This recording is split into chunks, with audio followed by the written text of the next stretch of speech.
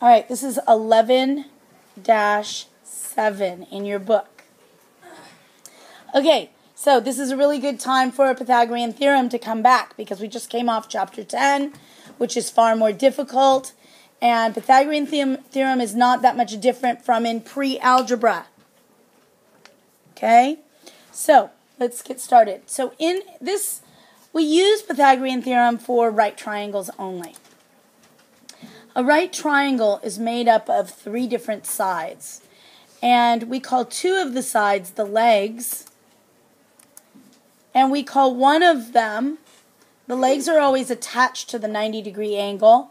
And we call the side opposite the 90-degree angle the hypotenuse.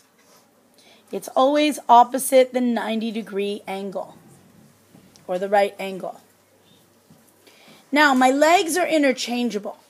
But we generally, more often than not in middle school, they'll use, for one leg they'll call it A, for the other leg they'll call it B, and for the hypotenuse they generally call it C. Now, keep your eyes open because sometimes when you get you're in calculus, they may rechange these around. Don't always bank on it being called A, B, and C. And my legs are interchangeable. I can call one leg B and the other A. I can call them A and B. So the way the Pythagorean theorem works is we square the first side A squared. We square the second side B squared. And it should be equal to the hypotenuse, C squared. A squared plus B squared equals C squared. Now this is only to find a side measurement of a right triangle.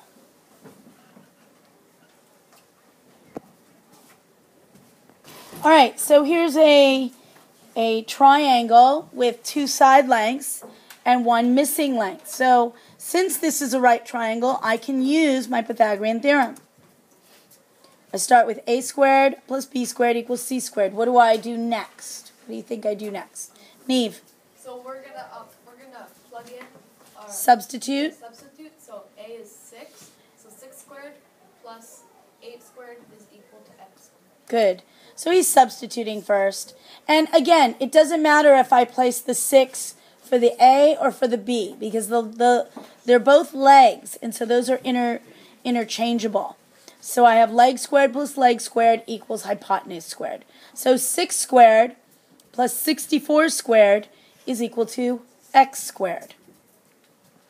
And then I simplify. 36 plus 64 is equal to x squared.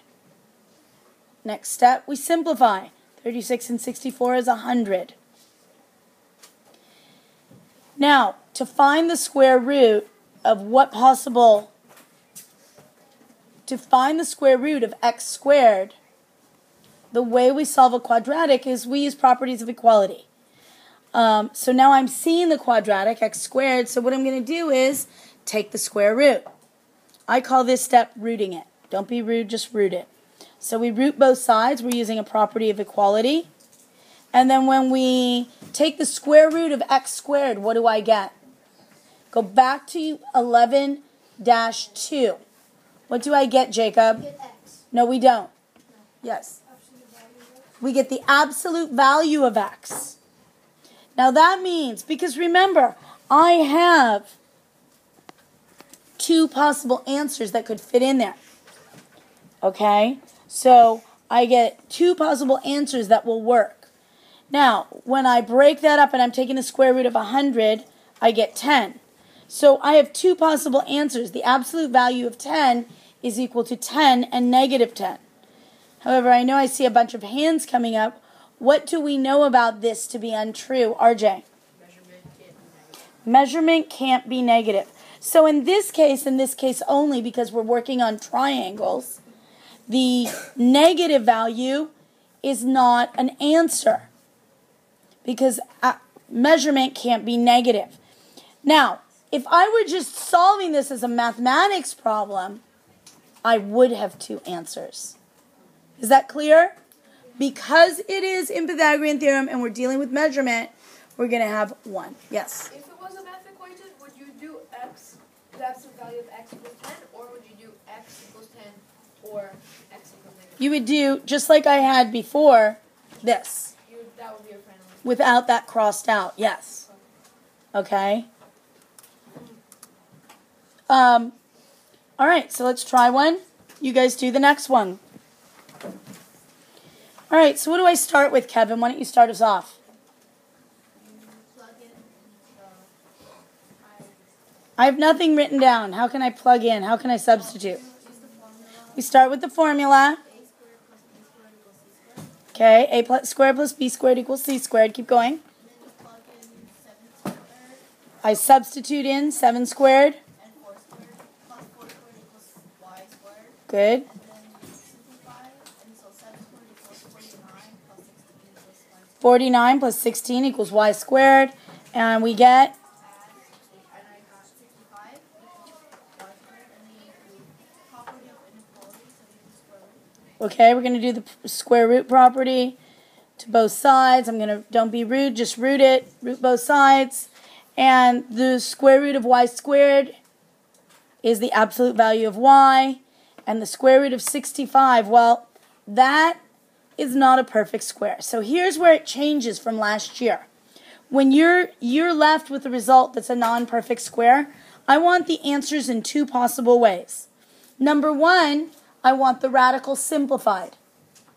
And number 2, meaning pull out any perfect squares, like 2 radical 2. And number 2, I want it estimated to the nearest tenth. Okay, so square root of 65, are there any, can it be simplified in radical form? It stays the same, right? So it'll be square root of 65, or when I estimate it, the square root of 64, let me actually switch colors. The square root of 64, okay, 65 is pretty close to the square root of 64. The next closest one would be the square root of 81. So I'm going to estimate this to be at about 8.1, 8 1/10. So the 2 possible answers that I would like to see is y is about equal to 8.1, 8 1/10, and y is equal to radical 65, the simplified radical. Now remember, the negative value is not an answer. Okay, so here's where it's switching. I think last year you probably estimated it. So this year I want the simplified radical and I want the estimated value. Okay. Okay, so basically we want 2 answers. We want the estimated version of 8.1, 8 1/10, and the square root of 65. All right, now in this situation, how is this different than anything we've done already? Let's go with Grant. The t is on the bottom, so the t would be the b squared. Right, they're giving us what?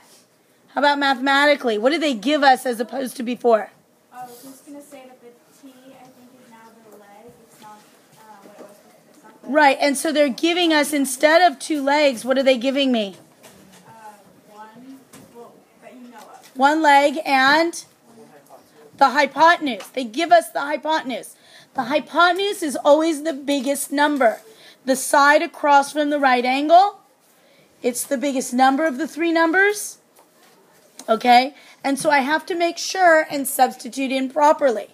So that hypotenuse is given, and that goes to c squared.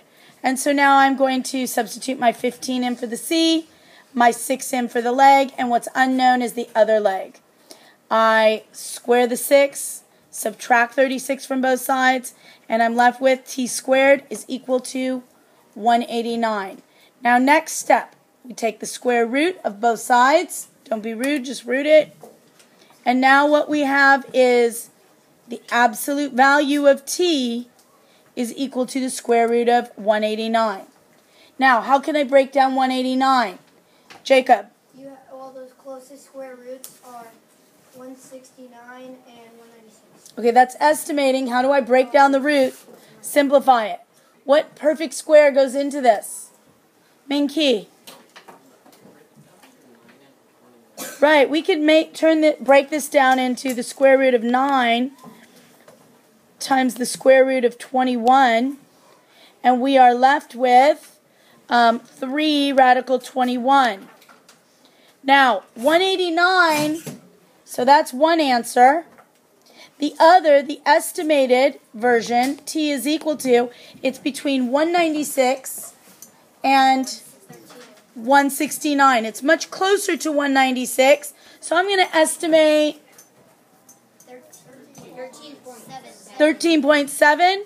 And if I take the square root of 189, and what do I get? 13.74. So that was very close guess, guys. But remember that estimated version, we should be doing the squiggly. So we said it's, so I've got 2 answers, and we're going to not use the negative answer. Okay? Yes, Kevin, quickly. My question is that, do we have 2 answers? Yes, 2 answers. I want both answers. I just gave you the justification because we're going to need it in chapter 13. All right. Now, if given 3 side lengths, this type of Pythagorean, they don't tell you, hey, use Pythagorean theorem on a test, especially a standardized test such as SATs or CSTs. That what they do is they present you with a situation. So your thinking process has to go to, if they give me the measurement of 2 sides, and it's a triangle, I can figure out the third by using Pythagorean theorem. Another way they present it is they give you 3 measurements. We substitute it into a squared plus b squared equals c squared. 5 squared plus 12 squared equals 13 squared. And then simplify it out. If my sides are equal, then what this proves is that 5, 12, and 13 are in fact sides of a right triangle. Okay? Question. Okay, so the next one. In this case, what would I need to do here? Let me go with Joel. You have to find the hypotenuse, and it's the biggest number. The hypotenuse. Now here it's a little tricky because the hypotenuse is the biggest number. So we really have to make sure this goes in here. The other 2 legs, doesn't matter what order. So I substitute them in, and we multiply that out, and we can see this is not equal.